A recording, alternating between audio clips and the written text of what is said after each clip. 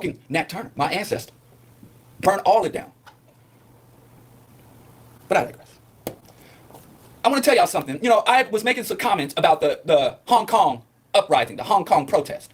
And because I was critical of the protesters, because I was trying to identify the hustle, the con behind that Hong Kong protest, people were like, oh, you're supporting China. Why are you supporting China? So, you know, we don't have any concept of truth and justice.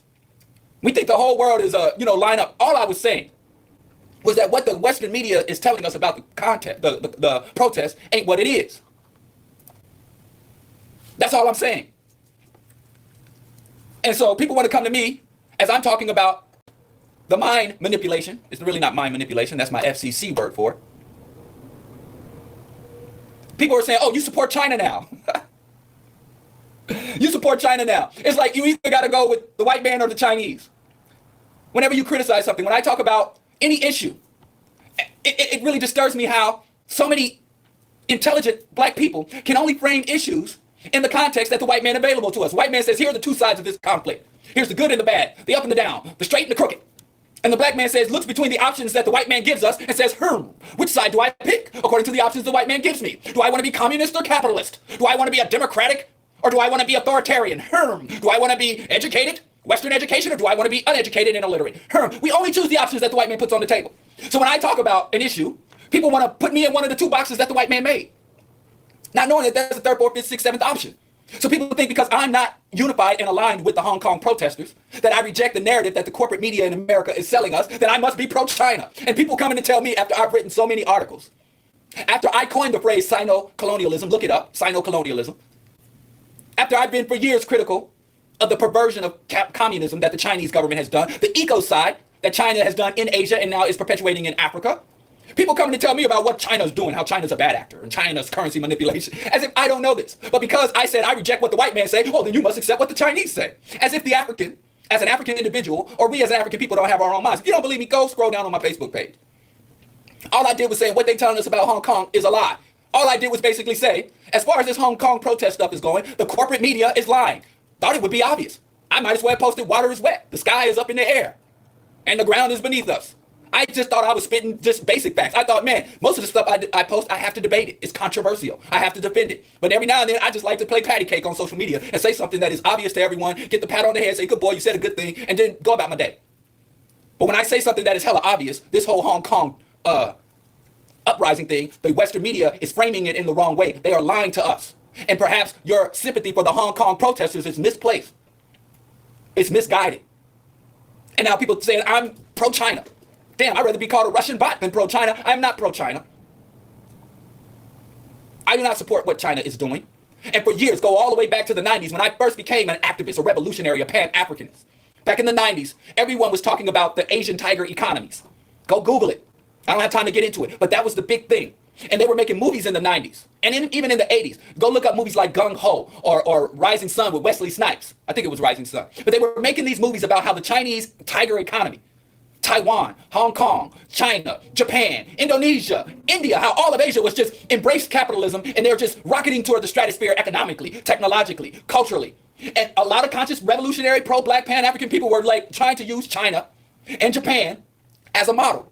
Dr. John Henry Clark had this famous quote where he said, Chinese people will come. There used to be this stereotype back in the 80s and 90s of this cluster of Japanese tourists, and they all had cameras pointing in different directions. And if you look at slapstick comedy movies from the 80s and 90s, they'd always have these Chinese people just taking pictures, and taking pictures of everything.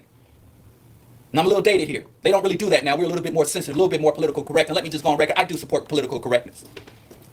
But continuing on. Dr. John Henry Clark said, we see the Asian people coming here taking pictures. And then they go back to Japan, and they can make everything they took a picture of. So even the late, great Dr. John Henry Clark was suggesting that China, Japan, even Vietnam, post-war Vietnam became a manufacturing powerhouse.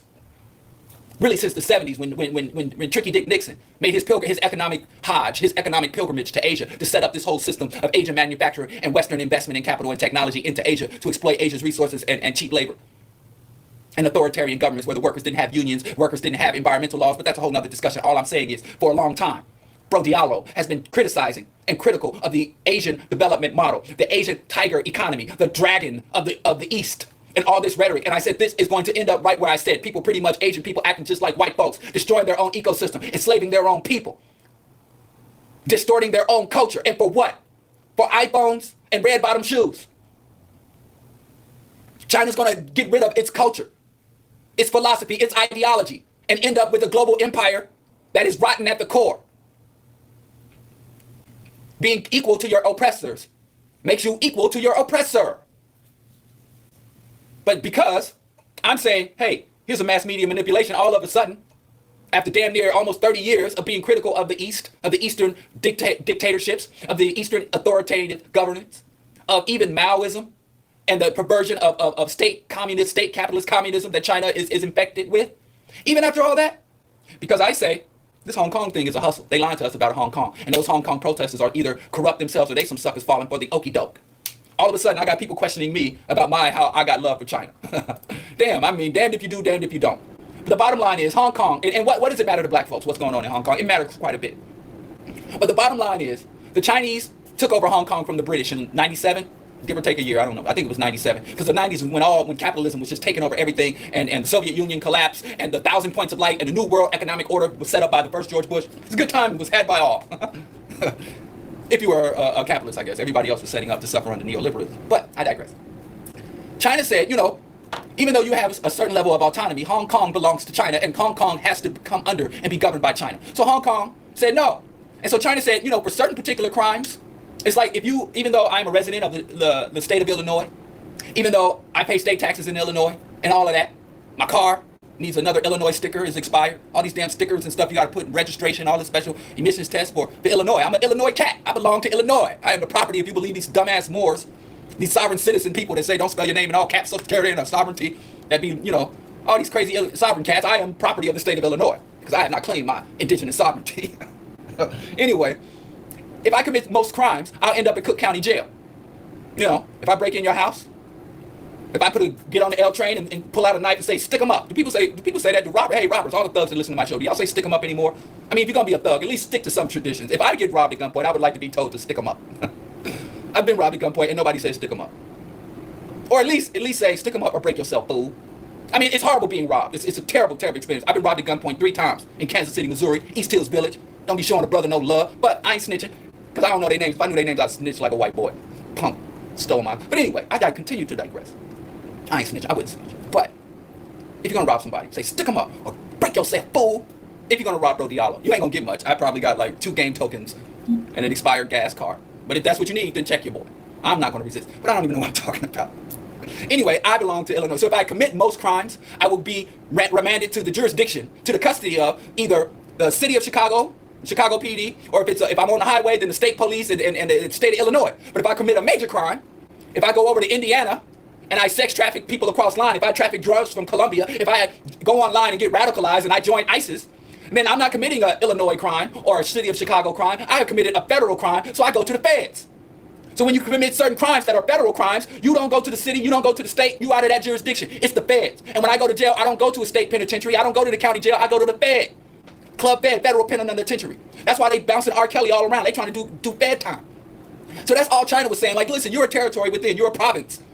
A semi-autonomous territory that is under China. So when certain crimes happens in your territory, or if somebody commits a crime in one place and runs to Hong Kong, you got to extradite them and send them back to the central government.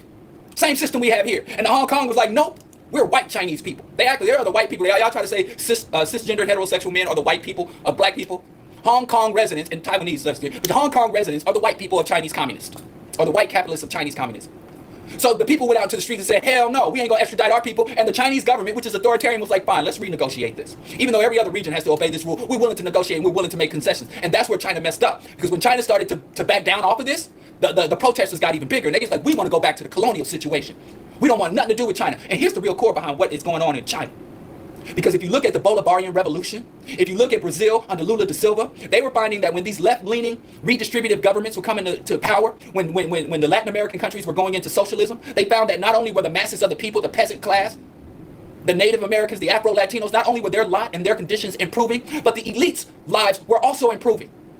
It was a collective uprising.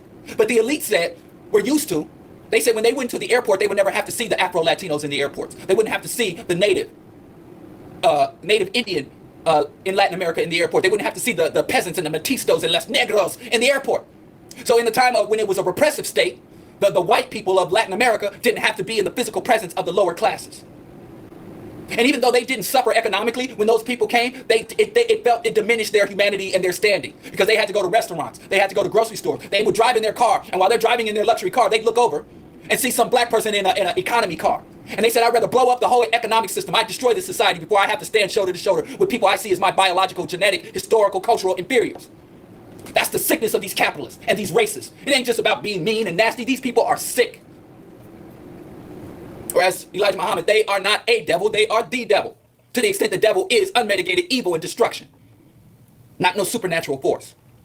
So that was the same situation in Hong Kong. When Hong Kong was first reintegrated to the Chinese government and economy, Hong Kong people enjoyed a higher standard of living than the mainland people. And they like that. They like to toot that ass up, to put their noses in the air and look down on mainland Chinese. But then they find out their special status, they weren't so special anymore. And the mainland Chinese was creeping on the come up, thanks to their theft of Africa's resources and thanks to their enslavement of a large segment of their own population. They managed to build up a Chinese middle class. And so the Chinese, this is a psychological issue, where the Hong Kong always thought they were better than the mainland people because they were closer to the British. They were westernized. They were not Sino culture, they were a Euro culture. And that's the depth of it. And black people, we need to understand this about our own self. When Africans, as Muda Baruka said, it's not good to stay in a white man country too long. It's not good to stay in a white man country too long. Menticide and other psychological corruptions into the minds of people under colonialism and oppression. And so the Hong Kong people were like, hey, we were able to get this concession from them. What else can we take? What else can we shake down from the government? And that was the thing. And that's one part, the cultural superiority complex that the British Hong Kong, that's what it used to be called. That was the formal title, British Hong Kong. And they used to, their flag, go look at the Hong Kong colonial flag. They're flying the Hong Kong colonial flag, and they're flying the U.S. flag. They want to be westernized. Just like go look up the Tiananmen Square uprising. And in Tiananmen Square, they said, we want American democracy. We want American freedom. Most of them people never been to America. They don't know what democracy look like, taste like, smell like. Ain't never been close to it. But they knew they wanted it because they saw John Wayne movies. They thought they could tell everything they knew about American democracy from American pop culture. Everybody's here living lifestyles of the rich and famous. They fell for the okie doke.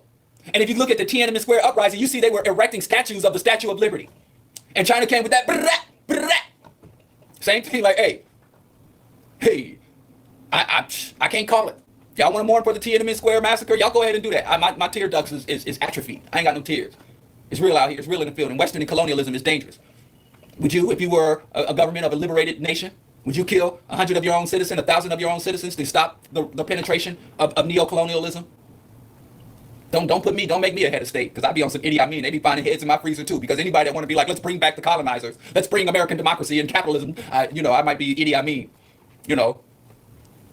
call me Idi Kenyatta, because I might, shit. Homie, don't play that, but I digress. And so this is what's happening in Hong Kong also, because Hong Kong people, the semi-autonomous region, they're also feeling a crunch. And this is what happens. A lot of times, this is what happens in the United States as well. Problems that are caused in the society by multinational corporations, the citizens blame on the government. So people are like, we can't make ends meet. Well, I'm working paycheck to paycheck. The streets are crumbling. We don't have money, but our schools are miserable. All these horrible things are happening. And this is a direct result of multinational corporations, private industries, and wealthy individuals' undue impact and influence over the state apparatus and our commons. And instead of running up against and attacking the wealthy, we worship the wealthy and we attack the public servants who we elect to office. So we always are blaming the government. And you go places and you hear stupid whites and even dumber blacks go around talking about taxation is theft. And I say taxation is not theft. Not by any sense of the word. I say profit is theft. And their eyes get glazed over. Huh? I had some sister who worked her little job herself with no employees. A little self-employed sister, bless her heart, told me she's a capitalist and she makes profit. When I follow her on social media, I see her grinding away. I see her working, promoting, advertising, bless her heart. But I'm like, girl, you are not a capitalist. That's not the way the things go. You think Jeff Bezos, who is a real capitalist, is out here delivering boxes? You think he's at some Amazon warehouse duct taping, putting that old hard to pull off Amazon tape? Huh? You think Zuckerberg is somewhere sitting in a dark room typing in code and creepily looking at your most personal data? You think he's sitting somewhere next to a computer or a server? Huh? You think Bill Gates is out there knocking on people's door who pirated his software and telling them to cease and desist? Capitalists don't work. Capitalists don't own their money. Capitalists don't work for their money. Capitalist money works for them. And I'm not saying that to encourage y'all idiots to be capitalists, because you say something like that and somebody will go, yeah, bro, you know what you need to do is make your money work for you instead of working for your money. That slick, dumb nonsense. Y'all be saying, oh, I wish I could haul off on some of y'all, but my shoulder bothers me. So I can just only issue empty threats from behind this mic for now. But when my shoulder get better, ow, watch out, y'all. I'm gonna start hauling off on y'all because y'all really annoying me out there in the world. So anyway, Hong Kong is suffering quite a bit economically. And so they're lashing out at the government. And just like in most other nations, including the United States, people lash out at what's visible to them. So in Hong Kong, just like in the United States, in most economic country, you have what Adam Smith called the invisible hand of the market, but you have the very visible hand of the government. And so they're attacking the government for problems caused by their own economic system that they encourage and they embrace. There is this thing called the Economic Freedom Index, or the Index of Economic Freedom, which the Heritage Foundation, the Cato Institute, and these other right-wing racist neo-colonial capitalist institutions pretty much go around giving nations grades about how much economic freedom is in the country. And what does economic freedom mean? The healthcare? No, it's got nothing to do with healthcare. You can have the worst healthcare in the world. Incarceration rates? No. Free rights of the citizens, free speech, freedom of mobility, freedom to enter or exit the nations across borders. None of that. Economic freedom is how deeply do you regulate multinational corporations, and how freely do you allow capital flow into and out of your country without oversight, without regulation. So economic freedom is literally how much do you allow the rich people and companies, wealthy companies in your country to screw over everybody else.